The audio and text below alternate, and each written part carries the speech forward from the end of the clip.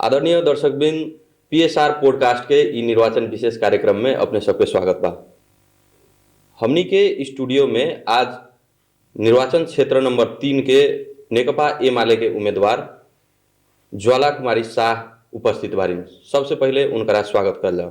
स्वागत कर धन्यवाद बा।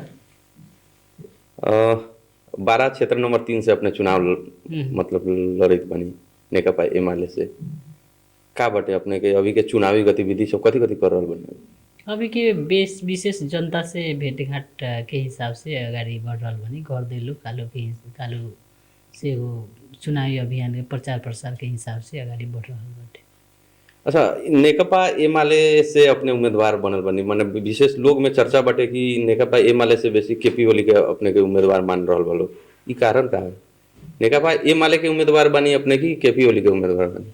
ये तो गलत बुझाइ बा। हम कहे के चाहत बानी सिंगो माने एमाले पार्टी के एगो देश बचावे वाले के हिसाब से एमाले पार्टी उमें भी हमनी के सामान्य प्रधानमंत्री या हमनी के सामान्य राजनेता के रूप से केपी शर्मा ओली जी के मानेली।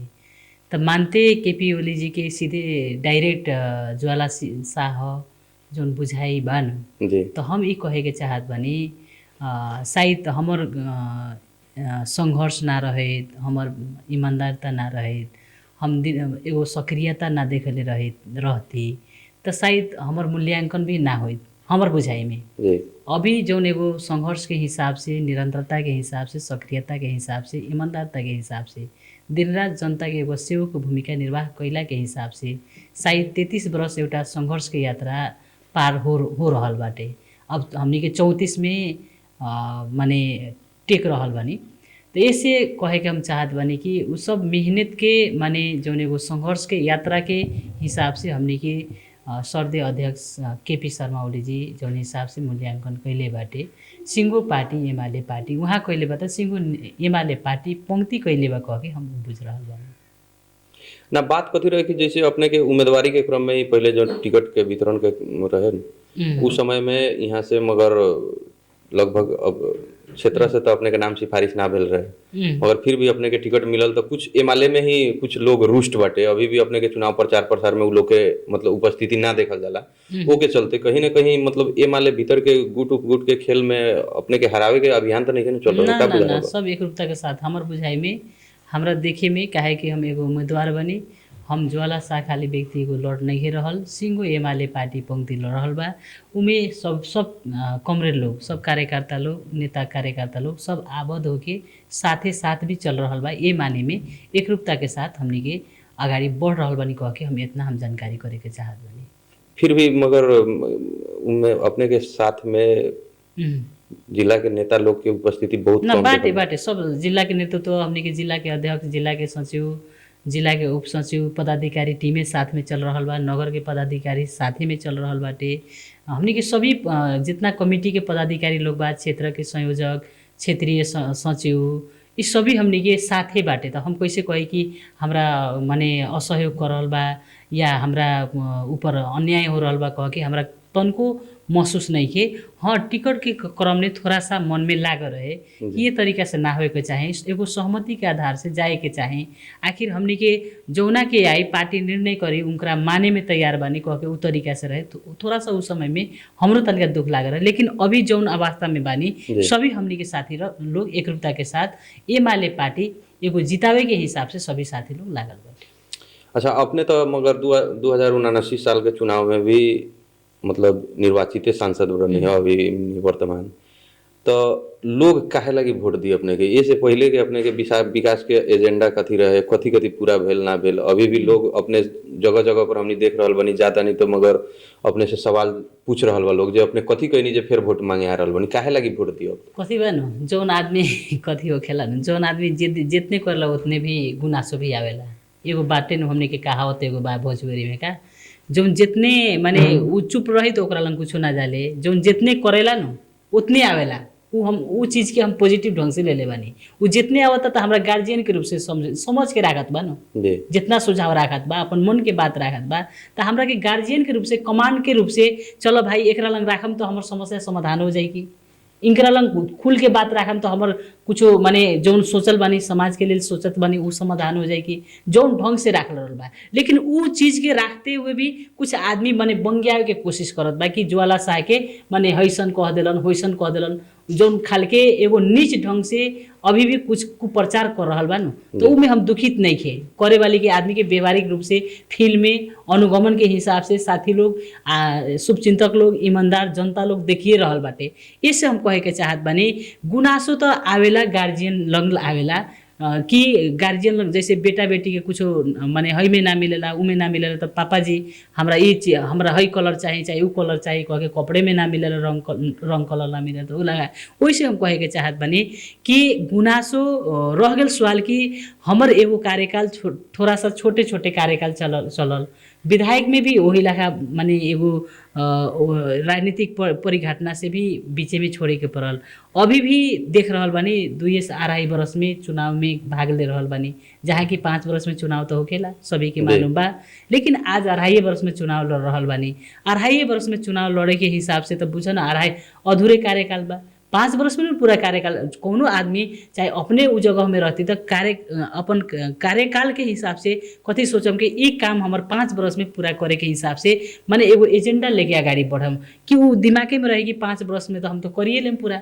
लेकिन आज अचानक घटना हो गेल परिघटना हो गेल जो देश में ऐसा खाल के अराजक भइल ओसे इस चीज के भी हम कहे के चाहत बानी कि आज माने जौन ढंग से अगाडि बढ़ावे के हिसाब से आम कार्यकर्ता जनता लोग के हम ई कहे के चाहत बानी कि अधूरा कार्यकाल में जितना हमर काम अधूरा बाटे जितना काम भइल बा उतना से भी हम संतुष्टि नहीं के। काहे कि कृषि बाजार में फोकस कैले रहे, खाए वाली पानी में फोकस कैले बानी। सभी वार्ड 37 वार्ड बा, 37 वार्ड में तो पानी पुगावल नहीं के सकल। कृषि माने सिंचाई में सभी खेत में पानी नहीं के पुगे सकल। इने करी हमने के जितना हमने के बाजार व्यवस्थापन से लेके हमने के कृषि माने विद्युतीकरण के हिसाब से तार पोल अभी चाहत बा, ठाउँ ठाउँ में नाला चाहत बाटे, माने हरेक काम सब अभी अधूरे बाटे। हम कहे के चाहत बानी ये अधूरा काम पूरा करे के लेल आए वाले दिन में हम चाचा चाची लोगन से भैया भाभी लोगन से ये हम बात कहे के चाहत बानी कि सभी से हम ये कह रहल बानी कि हमर अधूरा कार्यकाल रहल।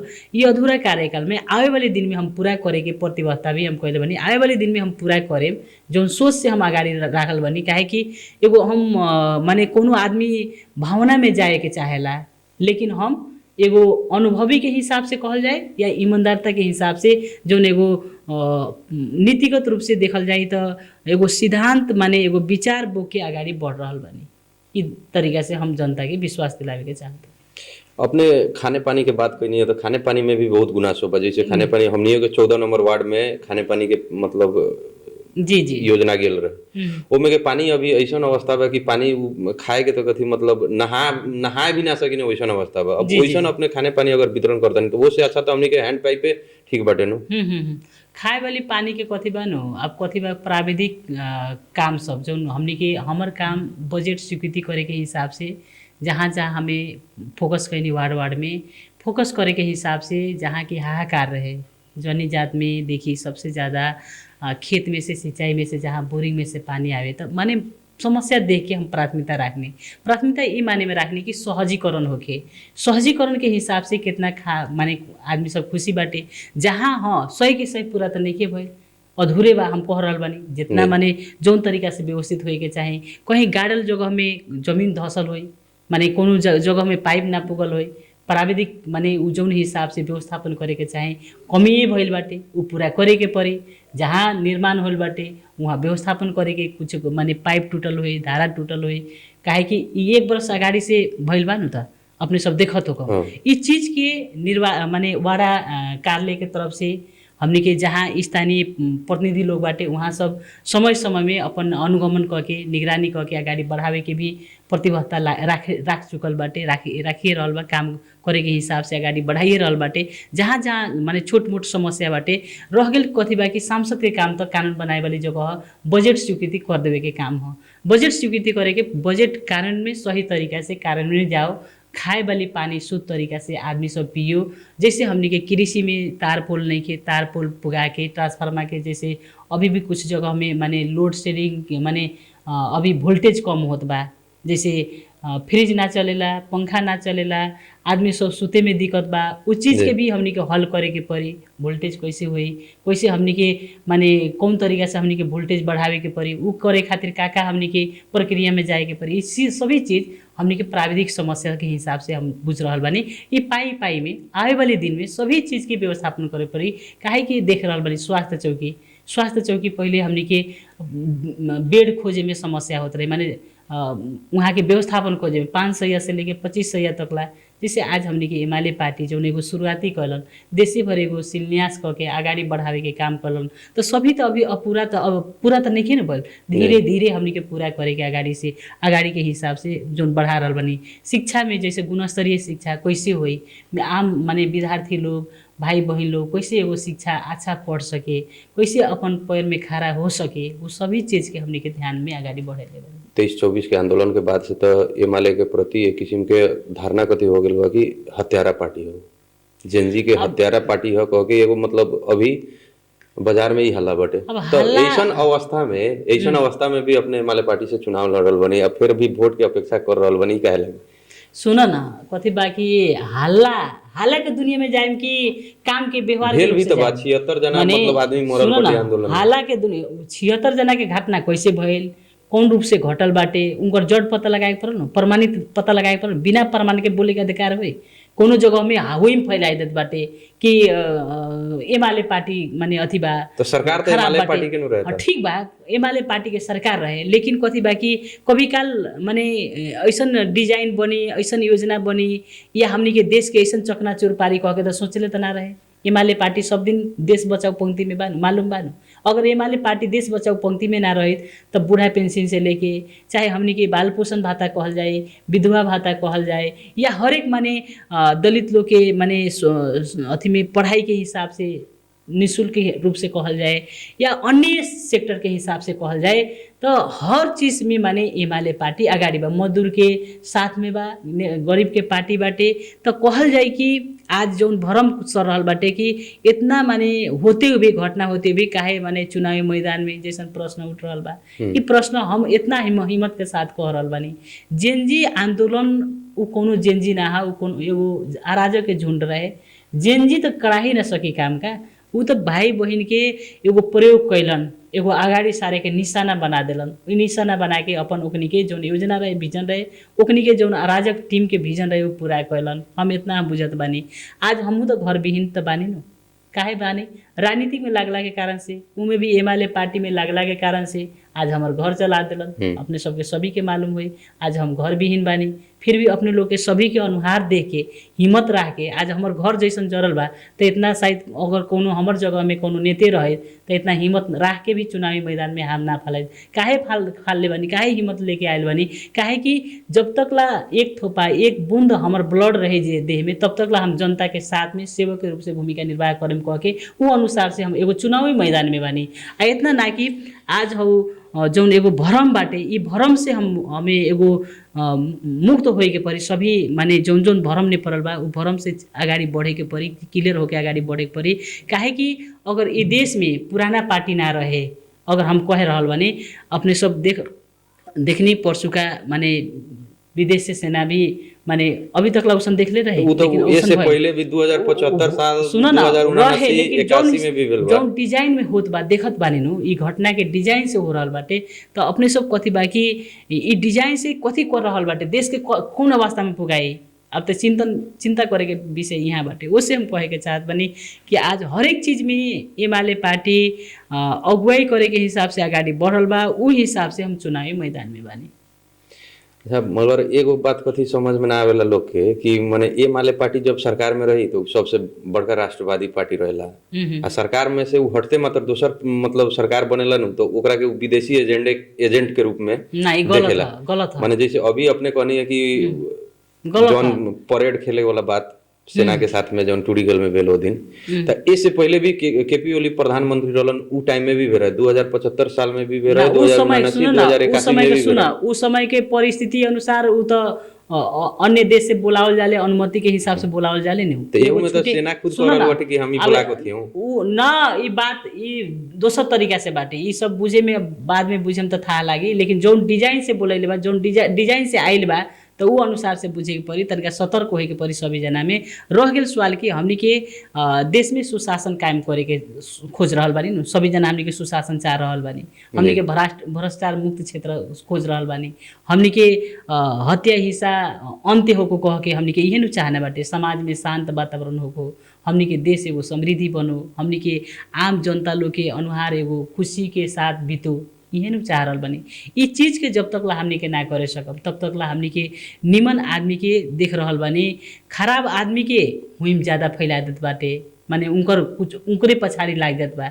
आ जौन एकदम ईमानदारता के साथ संघर्ष में दिन रात जनता के सेवक के रूप से जौन हम कह रहल बानी, सपोज मान के चल जाओ, जैसे हमनी के सर्दे अध्यक्ष जी दिन रात जनता के सेवा में, उनका कथी स्वार्थ बाटे, माने हर एक चीज से माने जनता के माने हजारों माने एगो वहाँ के एगो अभिभावक के रूप से मान रहल बाटे। जैसे अभी कहनी ओती खुनी कहनी शुरू में कि केपी ओली जी बहुत अपने के नजदीक से देखेला, तो माने हजारों लाखों माने आज वहाँ के साथ में युवा युवती लोग माने भाई बहिन लोग बा साथ में वहाँ के अभियान में बाटे। काहे वहाँ जैसन नेता चाहे, वहाँ जैसन लीडर चाहे, वहाँ जैसन माने कठोर व्यक्ति चाहे, अटिलो माने आडिलो माने अटल माने असल व्यक्ति चाहे, एगो व्यवहारिक व्यक्ति चाहे, अनुशासन व्यक्ति चाहे कह के उ अनुसार से आज बच्चा में जन जन में बानु जौन खाल के उ चीज के भी तोपे के कोशिश कर रहल बा, उ चीज के भी दबावे के कोशिश कर रहल बाटे। इस चीज के असल व्यक्ति के तो हमनी के पर्दा से बाहर ल्यावे के पड़ी, वहाँ के उहे अनुसार के हमनी के स्पेस देवे के पड़ी, उहे अनुसार ठाउँ देवे के पड़ी, लेकिन उ चीज के दबा के अंत्य करे के जौन एगो कुचेष्टा कर रहल बा, इस चीज से तो हमनी के सतर्कता होए के पड़ी। तो ई कर के रहल बाटे, ई के रहल बा, तो अब बाद में तो पर्दाफाश होबे करी। मगर इतना दिन से सरकार चलावल व्यक्ति के ही नहीं के था आज केच कर रहल बाटे, मगर के कर रहल चला बा रहल तो बाटे था तो होइए जाइ न, कुछ दिन में तो था होइ न। अब बांग्लादेश के घटना से था ना गइल, बांग्लादेश के घटना से का भइल स्थिति, कैसन अवस्था में आइल बा बांग्लादेश के घटना, खूब हुइम तो रहे, नेपाल जैसन तो हुइम फैलले रहे, लेकिन बांग्लादेश कौन अवस्था के पोजीशन आइल बाटे, तो बांग्लादेश के घटना जैसन भइल बा उसने नेपाल में भी देखा पड़ी। अभी तो हम कुछ कहे ना सकम, 6 महीना बांग्लादेश में 19 महीना में चुनाव भइल, तो यहाँ 6 महीना भीतर हो रहल बा, फर्क ये बा, लेकिन फर्क धीरे धीरे देखा पड़ी, उसिन तो धीरे धीरे यहाँ भी देखा पड़ी। एगो सवाल कथी बा कि वहाँ समानुपातिक सिस्टम नहीं के, यहाँ समानुपातिक सिस्टम बाटे, बात ई बाटे थोड़ा सा यहाँ थी हुई। यहाँ परिवर्तनकारी शक्ति भी तो पहले से बा न, तो पार्टी बना के बाटे परिवर्तनकारी शक्ति बाटे, लेकिन कथी बा कि हम कह रहल बानी सभी के दिमाग, सभी के धारणा पॉजिटिव ढंग से जब तक ला ना हो न, तब तक ला देश बनावे में, समृद्धि बनावे में थोड़ा सा अप्ठ्यारो पड़ी। अच्छा ठीक बा, मगर हमने एमाले, कांग्रेस या राष्ट्रपा या सभी पार्टी नेकपा सब पार्टी के कोनो के विरोध हमने नहीं करेला चाहत, मगर एगो कथी बा कि युवा वर्ग के तो नेतृत्व देवे के पड़ल नु।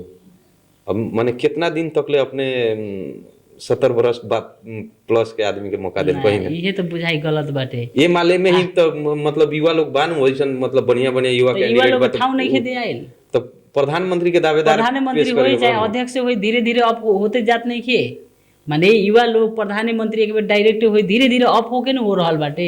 हमनी के केपी ओली जी युवा से नहीं खे आयल, गृह मंत्री युवा के तरफ से इतना साल तो चलेलन, बहुत बढ़िया काम करलक, उनका रेस्ट देवे के सुनो ना, रेस्ट देवे के हिसाब से ना, रेस्ट देवे के हिसाब से उ खाल के एगो पात्र भी निर्माण करे के पड़ी।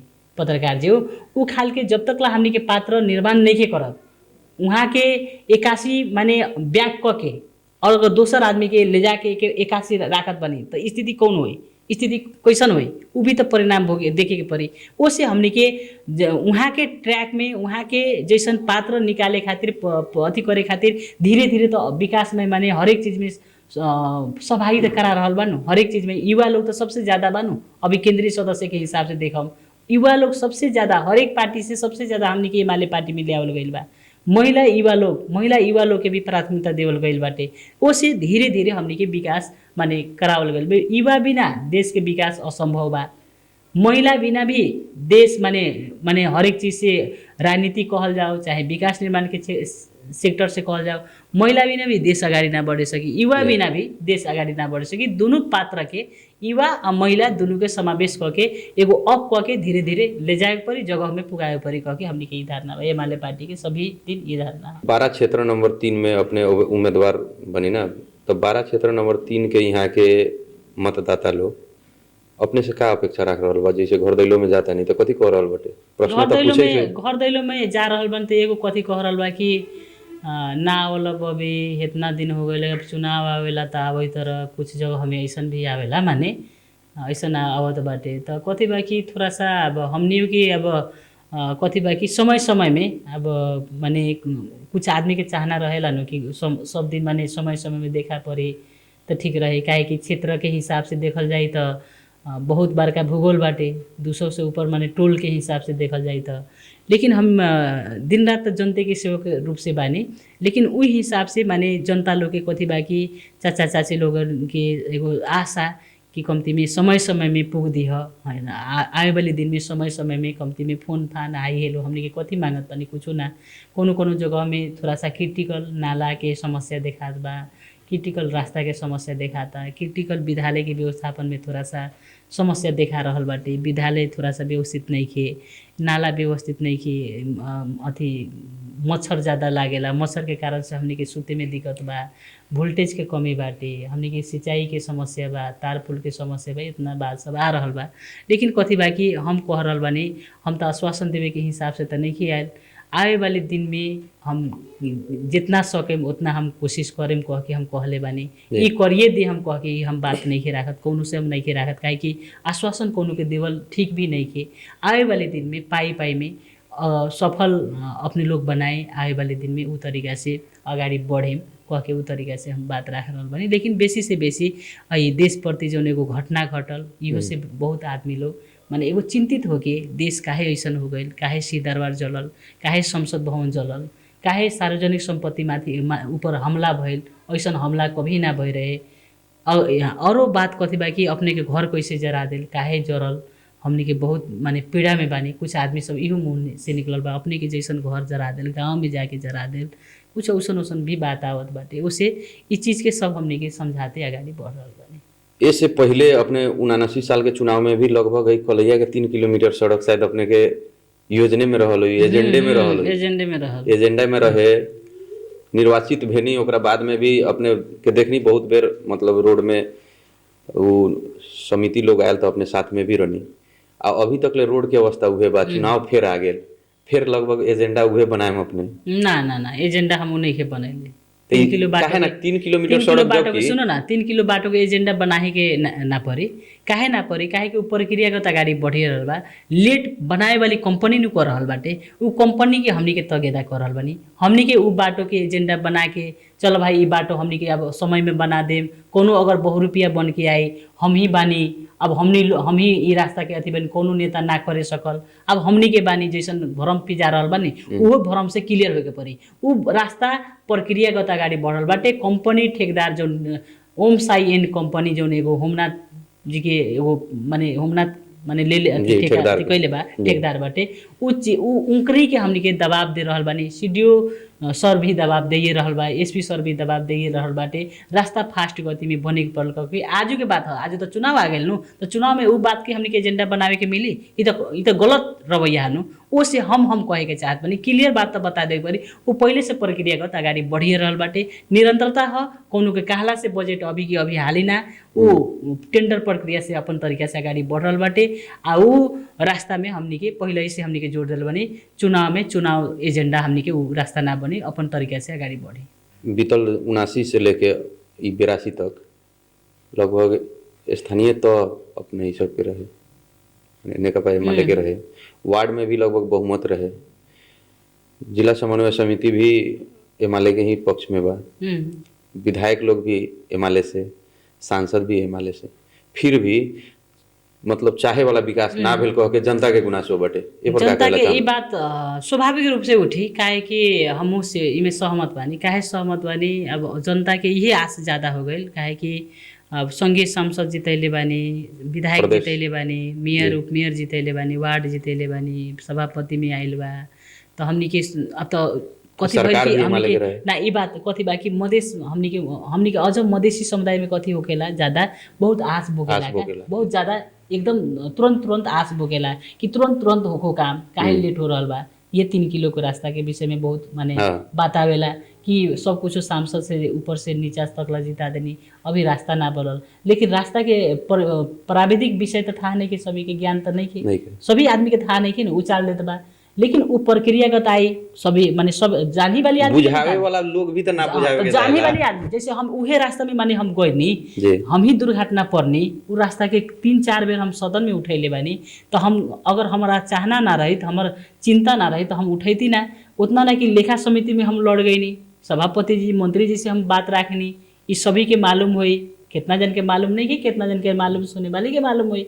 लेकिन उहे रास्ता के एजेंडा बना माने कुछ आदमी के इतना आदमी जीतल तो ई रास्ता के गादा खात बानी स्वाभाविक ह।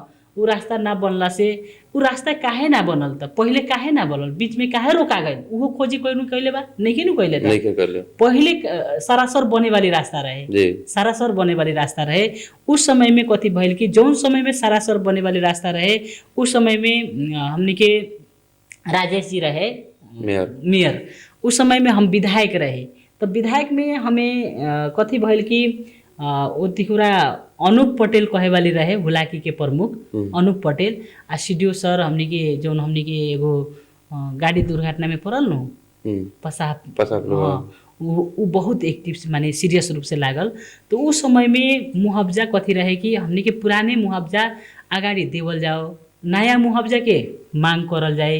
अब कुछ आदमी के कथी बोल ना नए मुआवजा करल जाओ नया मुआवजा दी तभी जाके खाली करी अपने लोग आ ना दी तो अपने लोग सुत जाइए आ डोजर चलाई तो मरे में हम तैयारी हो जाए। कुछ माने नेता कहे वाली आदमी हम ही अगाडि सुत जाए डोजर आई तो लेकिन अपने लोग मत छोड़ेम अपने लोग छोड़ देम तो बीजो अथी मुआवजे ना मिली पुराने मुआवजा में सीमित बना दी कह के कहलन माने उचाले के काम कहलन।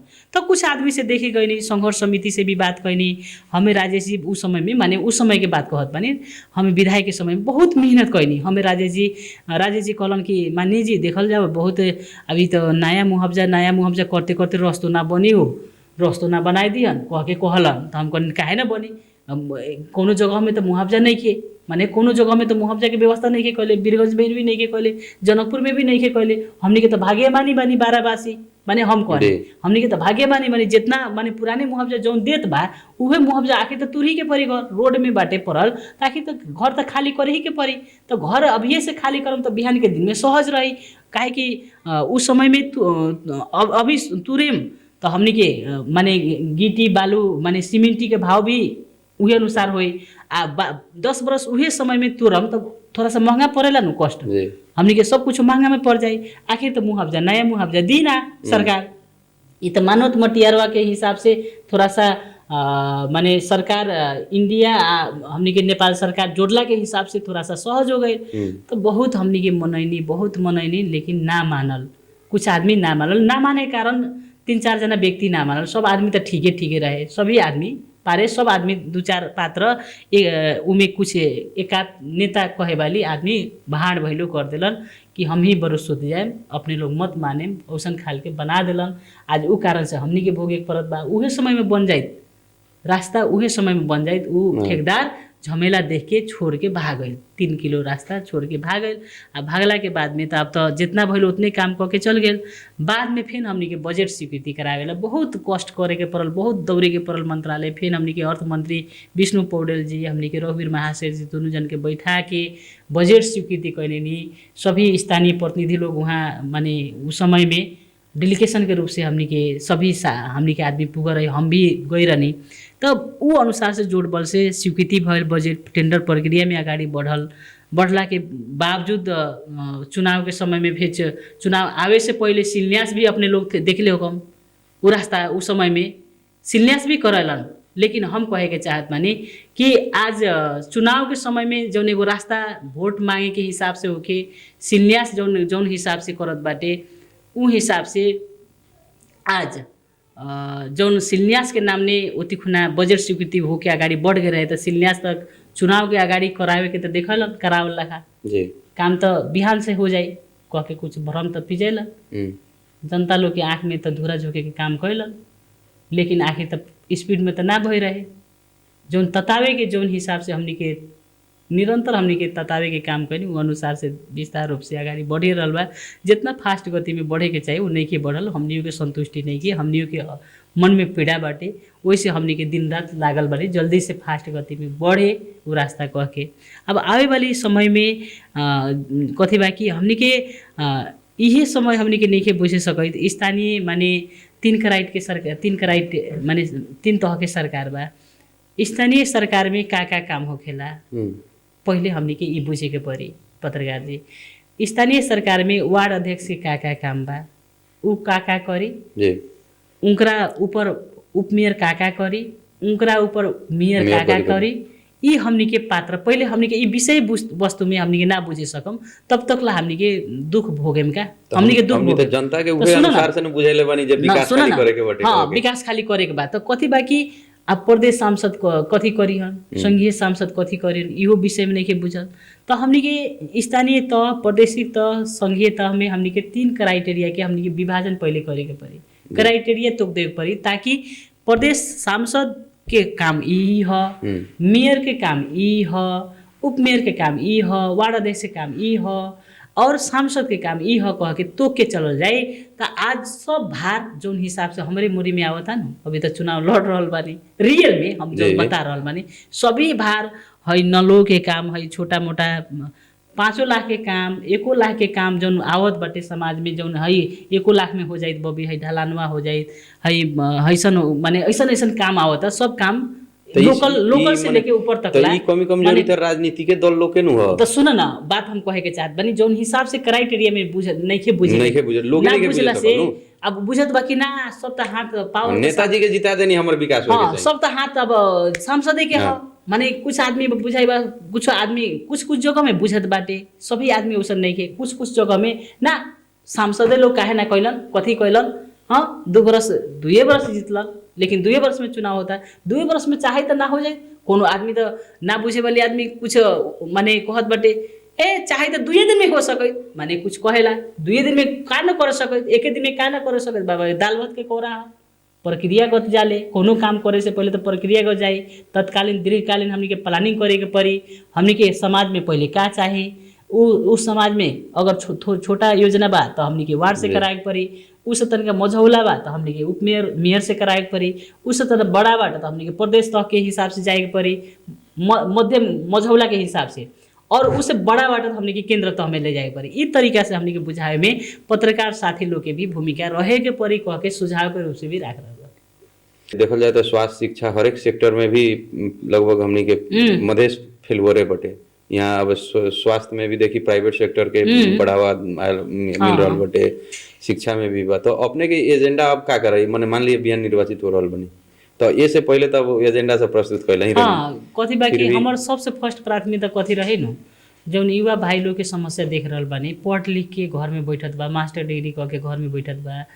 पहले तो हमनी के माई बाप संगे हमनी के खेत में जात रहनी, साथे साथे कृषि में हमनी के किसान के रूप से हमनी के काम करी। तो आप कथी बा कि बच्चा लोग के थोड़ा सा पाप मतारी के कथी चाहना बा कि बेटा डॉक्टर बन जाए, बेटी नर्स हो जाए, चाहे बेटी डॉक्टर बन जाए, चाहे बेटी पायलट बन जाए, या कृषि सेक्टर के हिसाब से कोनो चीज़ में तरकारी खेती में अच्छा ज्ञान प्राप्त हो जाए। माने सभी जगह में एगो सेक्टर वाइज तो हमर कथी जोड़ बा कि युवा रोजगार नीति में विशेष जोड़ हम कह के जाए, और हमने के सिपमूलक तालीम, स्टार्टअप, हमने के उद्यम ने विशेष सहयोग कह के उ तरीका से हमने के प्राथमिकता हमर व्यक्तिगत के हिसाब से जो धारणा बना के चल रहा बने, ये धारणा हमर निरंतर जब तक ला पूरा ना करे तब तक ला हम ये आवाज़ उठाते रहम। आ पास नीतिगत रूप से करा के छोड़म कह के हमर मन में लागल बाटे। ये जब तक ला ना कराएम तब तक ला युवा लोग निराश होके घर में बैठियन, डिप्रेशन में जाए, मतार बाप के टेंशन होई और विदेश जाए, जौन खाल के समस्या हो रहा बा। इस चीज़ के भी हमनी के रोके खातिर इस चीज़ हमनी के नीति में जाए के पड़ी,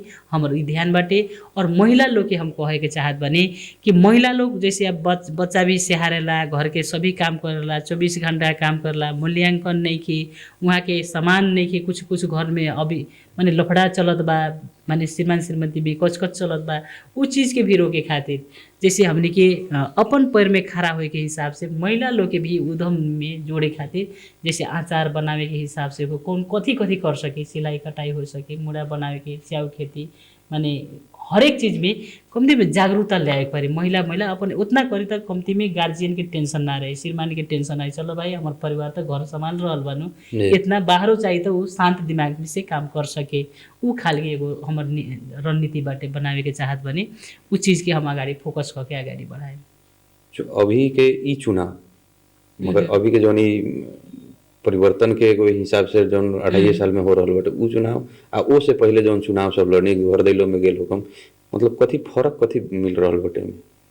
फर्क हम कहली ना, अभी कुछ आदमी माने जौन खाल के भ्रमित पारे के कोशिश कर रहल बा नु, भ्रमित होए वाली तो भ्रमित पड़ रहल बा, भ्रमित रहे वाली आदमी भ्रमित हो रहल बा। पहले के चुनाव अभी के चुनाव में पहले हमनी के कथी कही कि मासु चिउरा में, मासु दारू में ना बिकावे के, मासु दारू में बिकाई तो हैसन होई, माने अभी कथी के देख रहल बानी ऐसन झुंड बना देल बा, पूरा रक्सी माने दारू पिया रहल बा, डेली दारू पिया रहल बाटे, भट्टी में खिया रहल बाटे, मासु दारू पिया रहल बा, आ उहे सब पूरा विरोध माने आक्रमक शैली से जौन खालके अथी कर रहल बाटे, एकदम डेली माने उखनी के प्रति आचार संहिता भी नहीं के कुछ होगा, हरेक चीज़ से माने उखनी के प्रपूर्ति बाटे, तो पैसा वाला सब बा, पैसा में फेंक रहल बा, पैसा के लालच दे रहल बा। कोनो जगह में ई भी कह दिल बा कि तोरा के चाची जी पैसा हम इतना दे, हम कोनो जगह में ई भी कहले बा कि हम टेंशन न कर, हम बानी नु, माने जैसन खाल के, तो हम बानी तो कथी हम बानी, नीति कुछ होते नहीं के, उनकर कुछ सिद्धांत भी नहीं के, कुछ योजना विजन भी नहीं के, तो कथी हम खाली हम तो पैसा से जौन वोट किनेला तो वो आदमी सब दिन साथ में रही। अपने प्रत्याश सकम पत्रकार जी, जौन आदमी पैसा दी वो पैसा में भूल भुलैया में पारी तो आदमी कभी ना हो सकी। काल के दिन में हमने के आचार संहिता बहुत टाइट करी, हैसन हुई पैसा में अथी पैसा के माने जौन आदमी पैसा दी तो पैसा ना लेवे के, पैसा में ना बिकाए के। अभी भी हमने के बुझे वाली आदमी पैसा ना ले, पैसा में ना बिकाए, लेकिन कुछ आदमी जौन भ्रमित कर रहल बा तो वो आदमी पैसा में अगर बिकाइए जाए तो वो आदमी के साथ में तो वो आदमी ना रहे, पैसा से जौन मत गिरी वो आदमी तो सभी दिन साथ में ना रहे। तो हम ही कहे के चाहत बने पैसा में ना भूले के ना भुलाए के, लेकिन अच्छा आदमी के पहचान करे के। अभी के परिवर्तन ही खोज रहल बा तो हमनी के परिवर्तन हमनी के समाज का थी, समाज में हमनी के का करे के बा, आवे वाले दिन में कथी सुधार करे के बा, ई है परिवर्तन। हमनी के युवा लोग के का हमनी के माने नीतिगत रूप से ले जाए के बा, महिला लोग में का योजना ले जाए बा, ई है परिवर्तन। हमनी के सुशासन हमनी के कैसे देवे के, भ्रष्टाचार मुक्त कैसे क्षेत्र बनावे, ई है परिवर्तन। परिवर्तन ई ना कि दोसर व्यक्ति के चाहे दूसरे उम्मीदवार के खोजी करे के, नया के खोजी करे के, दोसर क्षेत्र से आवत बाटे बहुरूपिया बन के आवत बाटे, माने सपोज माने आखिर तो गांव घर में बैठल आदमी तो नहीं के जौन बेसी भ्रम हुई फैलल बा, वो आदमी तो ये क्षेत्र में बैठल भी नहीं के, जनता के बीच में भी नहीं के। एक तनका में कौन पार्टी तो एक तनका में कौन पार्टी, एक तनका में कौन पार्टी के घर दैलो तो एक तनका में कौन पार्टी के टिकट लेके एक बेरी दोसर पार्टी के माने दोसर क्षेत्र से आके आ हुम मचैले बाटे, आ छोट पूरा उचाले के काम कर रहल बा, तो गलत रवैया बस बैठ रहल बा। समाज में का रवैया बाटे, पहले बड़ो अनुशासित रूप से होके, अभी देख रहल बानी तो जौन हिसाब से टड़क भड़क कर रहल बा हम अभी देख रहल बानी। तो अभी के ये आचार संहिता है कि शांति है कि कथी हम तो कुछ नहीं के बुझ सकत। अपने के विकास निर्माण के योजना सभी बहुत अधूरा भी बा, अभी भी अपने ही कहनी है कुछ योजना सब पूरा भेल, योजना सब का रहे अधूरा रह गेल योजना सब कथी बाटे अपने पूरा होल योजना सब? जैसे मालपोत भवन हमें श्रीमान श्रीमती के पहले चरण में श्रीमान श्रीमती के नाम ने लाल पुर्जा संयुक्त रूप से पुर्जा वितरण करे के, वो हमार पूरा हो गई बाटे, वितरण व्यवहार में लागू हो गई बा पूरा के रूप से कहत बारी। मालपोत भवन नापी भवन ये 12 भैला के हिसाब से उमें भी हमारे निर्वाचन क्षेत्र 3 में पड़ला कारण से उमें भी 3 नंबर क्षेत्र के उम्मीदवार भैला के कारण से मालपोत भवन नापी भवन पूरा हो गई बाटे। भवन के हिसाब से कामकाज के चालू के रूप से आगे बढ़ रहा बाटे।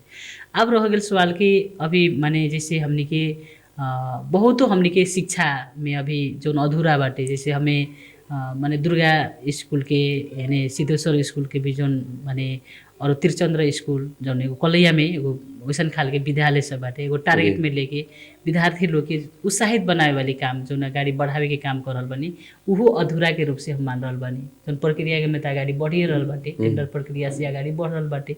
अपने लोग सुनले हो हम 1.5 करोड़ दुर्गा स्कूल, 1.5 करोड़ सिद्धेश्वर स्कूल। ऐसे तो हमें बजट में अपन लेटर पैड के हिसाब से उस समय में हाले रहे 3 दिन के हिसाब से, प्रधानमंत्री जी भी मांगले रहे 3 दिन के हिसाब से, लेकिन 1.5 आए, दोनों में 1.5 आए तो प्रक्रिया को अगाडि बढ़ रहल बाटे। हमर जोड़ कथी बा कि शिक्षा में विशेष फोकस करे के, कृषि में विशेष फोकस करे। कृषि के हिसाब से कहल जाए तो जैसे अधूरे बाटे, जितना कइले बानी अभी पूरा नइखे भइल। सब खेत में पानी पटावे के, पानी जाए के हिसाब से अभी नइखे पूरा हो सकल। जैसे हमनी के नदी जहाँ नदी बाटे बाँध बनाए के हमनी के सिंचाई खेती करे के, जैसे सुनकोशी मरीन डाइवर्सन हो रहल बाटे। हमनी के 1 लाख लमसम कितना 36,000 की कितना समथिंग हेक्टर बाटे। उ हमनी के मध्य प्रदेश में पानी आवे के हिसाब से उ आवे से पहिले हमनी के तो तत्कालीन चाही। तत्काल करे खातिर हमनी के खेत में सिंचाई तार पुल के हमनी के वो अधूरे के हिसाब से बा। कहीं भइल बा लेकिन अरू जगह में पूरा नइखे भइल, तो पूरा करे के हिसाब से लागल बानी। हमनी के रह गेल सवाल कि अरू हमनी के खाए वाली पानी 37 वार्ड में पूरा नइखे भइल। 10 वार्ड में गइल बा, लेकिन अरू वार्ड में 10 वार्ड में गइल बा, अभी अधूरे बा। अभी कोनो टोल में पुगल नइखे, अरू टोल में पुगला ही नइखे। उ चीज़ के भी अधूरे के रूप से लेके चल रहल बानी। सभी जगह में हमनी के शुद्ध खाए वाली पानी पुगावे के हमर एगो विजन बाटे। विद्यालय लोग के, विद्यालय सबके सभी भवन जहाँ जीर्ण अवस्था बा उ सभी में एगो सुधार ले आवे के जौन एगो हमर सपना बाटे। हरेक विद्यालय सब ने हमर जौन एगो चाहना बाटे कि विद्यालय एगो सुधार करके छात्रावास एगो भवन निर्माण भइल बा, पूरा हो गइल बा। छात्रावास भवन के हिसाब से 16 नंबर सखुआ घाट के हिसाब से विद्यालय एनेकारी दलित विद्यालय भी पूरा हो गइल बाटे। अपने देख लो हम सोननिया दलित मुसर बस्ती के बच्चा लोग भी पढ़ेला, वहाँ भी एगो भवन पूरा भइल बाटे हमरे पहल में। और नदी तटबंधन के हिसाब से पसाह नदी जैसे गांव संरक्षण करे के हिसाब से, गांव के बचावे के हिसाब से पसाह में भी कुसमारी होखे, पसाह नदी होखे, कुसमारी के पसाह नदी, हमनी के पिलुआ के पसाह, एने बलगंगा, ये सभी हमनी के रोकथाम के हिसाब से अगाडि बढ़ रहल बाटे। प्रोजेक्ट के हिसाब से अगाडि बढ़ी रहल बाटे। रह गेल सवाल कि हमनी के 5 माने बहुवर्षीय योजना के हिसाब से एक निर्वाचन क्षेत्र एक विकास के हिसाब से बढ़ रही। शंकर चौक से लेके सखुई तकला कालोपत्र के हिसाब से अगाडि हो गइल बाटे, पूरा हो गइल बाटे। हमनी के रास्ता औसत बहुत अधूरा रास्ता बाटे। जैसे मौलापुर से लेके हमनी के वहाँ जोड़े वाले जहाँ मेन रोड जोड़े के हिसाब से फोलापुर से मेन रोड जोड़े तकला हमनी के आधा पूरा पिच भइल बाटे, आधा बाकी बाटे। उहो पूरा प्रक्रिया में लागल बानी। डुबरबाना राजघाटा के कहल जाए त हिसाब से। और जगह हमनी के आदर्श चौक में भी अधूरे रास्ता बा, पिच भइल बा। अपने बसतपुर में देखत हो हम कृषि बाजार बनल, कृषि सेट के हिसाब से पूरा हो चुकल बाटे। अपने देखत हो हम श्रीपुर बाजार कृषि बाजार पूरा हो चुकल बाटे। उद्देश्य जौन हम बनावे के जौन हमर विजन रहे वो पूरा हो चुकल बाटे। वो हमरे पहल में बजट आइल बाटे, वो पूरा हो गइल बा। डोरबाना बन रहल बाटे, अभी अधूरे के हिसाब से देखल जाए, काहे कि वहाँ पूरा नइखे भइल, अभी बने के प्रक्रिया में, निर्माण होए के प्रक्रिया में अगाडि बढ़ल बाटे। एनेकारी फेटा बाजार के कृषि बाजार के हिसाब से वहाँ पूरा हो चुकल बाटे। अपने देखत हो हम वहाँ डुबरबाना कृषि सेट के हिसाब से वहाँ भी पूरा हो चुकल बाटे। डुबरबाना कृषि सेट के हिसाब से ऐसा माने हरेक जगह कृषि बाजार के हिसाब से सानो टेबल डिप बोरिंग के हिसाब से अभी अधूरे बाटे, पूरा नइखे होल, निर्माण प्रक्रिया में बाटे, बढ़ रहल बा। ऐसा बहुत काम सब बाटे। अंत में 12 क्षेत्र नंबर 3 के मतदाता के अपने कथी कहला चाहब? अंत में हम एगो निर्वाचित तो पहले भी विश्वास करके जनता लोग, चाचा चाची लोगन, 3 नंबर क्षेत्र के भैया भाभी लोगन, सभी आदमी बुद्धिजीवी, सभी शुभचिंतक लोग हमरा एगो विश्वास करके जौन हिसाब से हमरा पठैले रहे। फिर भी बीचे में जौन खाल के देश में जौन एगो अचानक घटना घटल, वो घटना से संसद पद भी विघटन भइला से हमनी के संसद पद भी ना रहल। बीचे में हमनी के चुनावी अवस्था में अपने लोग जैसे चाचा चाची लोगन के बीच में, सभी के बीच में जौन एगो आज माने एगो हिम्मत लेके अपने लोग के फिर भी भरोसा लेके एगो चुनावी मैदान में आयल बानी। अवश्य कोनो के भरम में ना पड़ के, कोनो के माने भूल भुलैया में ना पड़ के, कोनो के प्रलोभन में ना पड़ के, कुछो माने पैसा में के लालच में भी ना पड़ के, जैसे हम तो ये कहे के चाहत बानी हमर माने एक थोपा एक बूंद ब्लड रहे तब तक ला हम माने जनता लोग ला हम जान दे में भी हम तैयार बानी, लेकिन हम जनता लोग के साथ ना छोड़े। लेकिन अपने लोग भी चाचा चाची लोगन सभी जना में हम इतना आग्रह करे के चाहत बानी कि कोनो के भरम ने ना पड़े, काहे कि अभी भरम की खेती करे के कोशिश कर रहल बाटे, झूठ के खेती करे के कोशिश कर रहल बाटे। सही के पहचान करे के अपने लोग पहचान करी, अवश्य पहचान करम कह के भरोसा भी बाटे, अवश्य विश्वास करम कह के हमरा भरोसा बाटे। अवश्य हमरा के जौन एगो समान के हिसाब से जौन एगो हमरा हर पल हमरा अगाडि बढ़ा रहल बानी, हम एगो हर पल के हिसाब से सभी जनता के बीच से जौन हिसाब से एगो संघर्ष के माध्यम से दिन रात एगो संघर्ष के माने बीच से संघर्षी जीवन है, जीवन ही संघर्ष है। हमारी यात्रा 33 वर्ष एगो संघर्ष जीवन, जीवन ही संघर्ष, कभी एगो सुख के महसूस भी नहीं के भइल। आज वो बीच में भी जौन एगो घर विहीन भी बनैले बाटे, घर जरा के विहीन बना देल। हमार परिवार सभी विहीन बानी, फिर भी हम हिम्मत ना हार के सभी जना के अनुहार देख के, सभी जना के अपने परिवार समझ के आज बीच में हम आयल बनी। अवश्य अपने लोग सभी जना मिल के हमरा विजय बनाएम कह के हम विश्वास कैले बनी, अवश्य हमरा सफल बनाएम कह के, अवश्य अपने लोग के साथ में हमेशा रहेम कह के हम प्रतिबद्धता करे के चाहत बनी। इतने कहते धन्यवाद करे समय देने को लगे। हस्त